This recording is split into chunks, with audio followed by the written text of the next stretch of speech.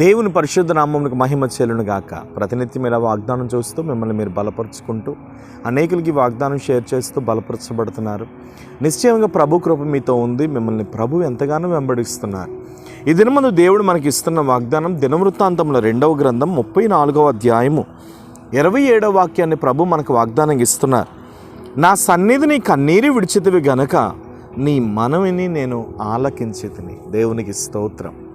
ఎన్నో ప్రశ్నలు, ఎన్నో ఆలోచనలు, ఎన్నో రీతిలుగా నువ్వు సతమతం అవుతూ నీ లైఫ్ విషయమై నువ్వు చాలా దుఃఖపడుతున్నావు. కానీ ఈ రోజున ఈ వాగ్దానం చూస్తున్న నీతో ప్రభువు సూటిగా స్పష్టంగా మాట్లాడుతున్నటువంటి విషయాన్ని నువ్వు మర్చిపోవద్దు. దయచేసి ఈ వాగ్దానం శ్రద్ధగా విను. దేవుడు నీ కన్నీరు కోసం మాట్లాడుతున్నాడు. దేవుడు నీ కన్నీటిని జ్ఞాపకం చేసుకుంటున్నాడు. దేవుడు నీ కన్నీటిని లక్ష్య పెడుతున్నాడు.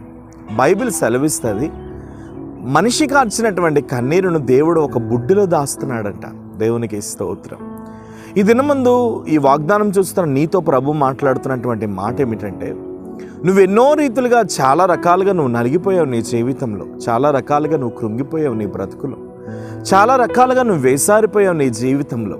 ఎవరి ఆదరణ లేక, ఎవరి సంతోషం లేక, ఎవరి నెమ్మది లేక, నిన్ను నువ్వు ఎంతగానో బాధపడుతూ ఒంటరిగా ఏడుస్తూ, ఎవరు ఆదరించలేక, ఎవరు ప్రేమించలేక, ఎవరు దగ్గరికి చేర్చుకోక నిన్ను నువ్వు ఎన్నో మార్లు నలిగిపోతూ కృంగిపోతూ బాధపడిపోతూ ఉన్నావు. అయితే నువ్వు ధైర్యం తెచ్చుకోమని ప్రభు చెప్తూ, నువ్వు కార్చినటువంటి ప్రతి కన్నీటి బొట్టుకు ఎంతో విలువ ఉందని ప్రభు మాట్లాడుతున్నాడు. నువ్వు కార్చిన ప్రతి కన్నీటి బొట్టుకి ఎంతో విలువ ఉంది. నువ్వు ఎన్నో మార్లు ఒంటరిగా ఏడ్చి దుఃఖపడి నీ కన్నీరు విషయమై నువ్వు వేసారిపోయి ఇంకా కన్నీరు రాక ఒంటరిగా మిగిలిపోయిన దినములు ఎన్నో నీ జీవితంలో. అయితే నీ కన్నీటికి మనుషులు ఎవ్వరూ విలువ ఇవ్వకపోవచ్చేమో కానీ నీ కన్నీటికి మాత్రం నజరేయుడైన యేసు మాత్రం విలువిస్తున్నాడు.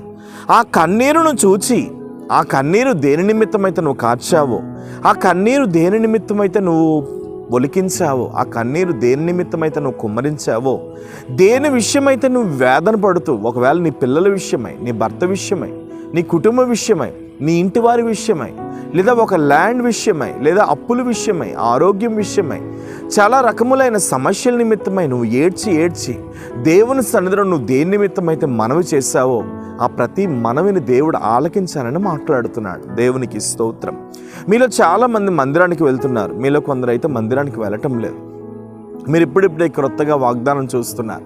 నువ్వు మందిరమునికి వెళ్ళినా, మందిరమునికి వెళ్ళకపోయినా, ఒకవేళ మందిరానికి వెళ్తే గుడ్, మంచిది, దేవుని సన్నిధికి వెళ్ళాలి. 6 దినాలు కష్టపడి 7వ దినమున దేవుని మందిరమునికి వెళ్ళవలసిన బాధ్యత ప్రతి విశ్వాసం మీద, ప్రతి క్రైస్తవుడి మీద ఉంది.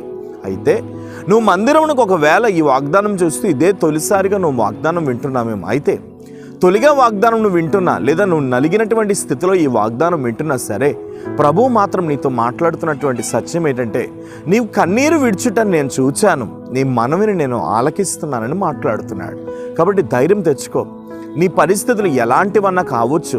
విడిపించడానికి ఏ మనిషికి శక్తి లేకపోయినా, విడిపించడానికి ఏ వ్యక్తికి అధికారం లేకపోయినా, నిన్ను ఎన్నుకున్న నీ దేవుడు, నిన్ను పిలిచిన నీ దేవుడు, నిన్ను ఏర్పరచుకున్న నీ దేవుడు శక్తి కలిగిన దేవుడు అనే విషయాన్ని నువ్వు మర్చిపోకు.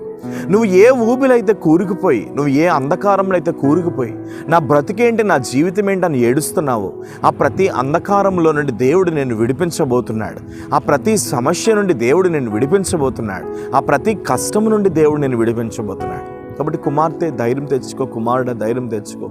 ఏ పరిస్థితి గుండా నువ్వు వెళ్ళినా నా సన్నిధిని నువ్వు కన్నీరు విడిచావు కాబట్టి నీ మనవిని నేను ఆలకించాను అంటున్నాడు దేవుడు. దేవునికి స్తోత్రం. హల్లెలూయా. ఆయన సన్నిధిలో నువ్వు కార్చిన కన్నీరు, ఒకవేళ దేవుడు ఇంకా నాకు జవాబు ఇవ్వడం లేదండి, దేవుడు ఇంకా నా ప్రశ్నలకు జవాబు ఇవ్వడం లేదండి, దేవుడు ఇంకా నాకు ఆన్సర్ చేయటం లేదండి, నేను ఎన్నాళ్ళండి ఇంకెలా ఉండాలి, ఎన్నాళ్ళండి ఇంకా వేదన పడాలి, ఎన్నాళ్ళండి నేను ఇంకా దుఃఖపడాలని ఒకవేళ నువ్వు అంటున్నావేమో, లేదు, అతి దగ్గరలోనే నీ ప్రతి సమస్యకు దేవుడు ముగింపు నవ్వబోతున్నాడు. నజరేయుడైన యేసు నీ ప్రతి సమస్య నుండి విడిపించబోతున్నాడు. కాబట్టి నువ్వు కార్చిన కన్నీరికి ఎంతో విలువ ఉంది. ఎవరు నీ కన్నీటికి విలువ ఇవ్వకపోయినా, నీ స్నేహితులు, నీ బంధువులు, నీ ఇంటివారు, నీ బంధువులే, లేదా నువ్వు నమ్మిన వారే, లేదా నువ్వు నీ యొద్ద ఆహారం తిని, నీ యొద్ద కూర్చొని నిన్ను ప్రేమిస్తున్నాను, నేను నీతో ఉన్నానన్న వారే ఒకవేళ ఈరోజు నిన్ను మోసం చేసి నీ కన్నీటికి విలువ లేకుండా భయంకరంగా నేను చిత్రవధం చేసి విడిచిపెట్టి వెళ్ళారా, అయినా నువ్వు వేదన పడొద్దు. నీవు నమ్మిన దేవుడు జీవము కలిగిన దేవుడు అనే విషయాన్ని నువ్వు ఎన్నడూ మర్చిపోవద్దు. ప్రేమ కలిగిన పరిశుద్ధ తండ్రి, ఎంతమంది అయితే ఈ వాగ్దానం చూస్తూ వారు కార్చిన కన్నీరు, వారు కార్చిన వేదన, వారు కార్చిన దుఃఖాన్ని బట్టి వారు వేదన పడిపోతూ నలిగిపోతూ దుఃఖపడిపోతూ ఉన్నారు, యేసు నామములో ప్రభువా వారి కన్నీటికి మీరు సమాధానం ఇవ్వమని ప్రార్థిస్తున్నాను. వారి కన్నీరును మీరు తుడిచివేయమని ప్రార్థిస్తున్నాను. వారి కన్నీరు కారుస్తూ దేని నిమిత్తమైతే మొర్ర పెడుతున్నారు, యేసు నామంలో దాని విషయమై జవాబు కలుగును గాక. కోర్టు సమస్యలను బట్టి ప్రార్థన చేస్తున్నాను, అలాగునని అనారోగ్య పరిస్థితులను బట్టి ప్రార్థన చేస్తున్నాను, కుటుంబ అక్కర్లను బట్టి ప్రార్థన చేస్తున్నాను. ప్రతి అక్కర, ప్రతి కోర్టు సమస్య యేసు నామంలో విడుదల కలుగును గాక. తగిన రీతిలో మీరు జ్ఞాపకం చేసుకోండి, ఆశీర్వదించి ఈ వాగ్దానం చూస్తున్న వారి మీద నీ కృపను కుమ్మరించమని ప్రార్థిస్తూ మీరు తాకి ముట్టి బలపరచమని యేసు నామం నడుచున్నాను తండ్రి, ఆమేన్. God bless you. దేవుడు నమ్మదగిన వాడు. నువ్వు కార్చిన కన్నీరుని ప్రభు చూస్తాడు, నీ మనమును ఆయన ఆలకిస్తున్నాడు. ధైర్యం తెచ్చుకో. Praise lord.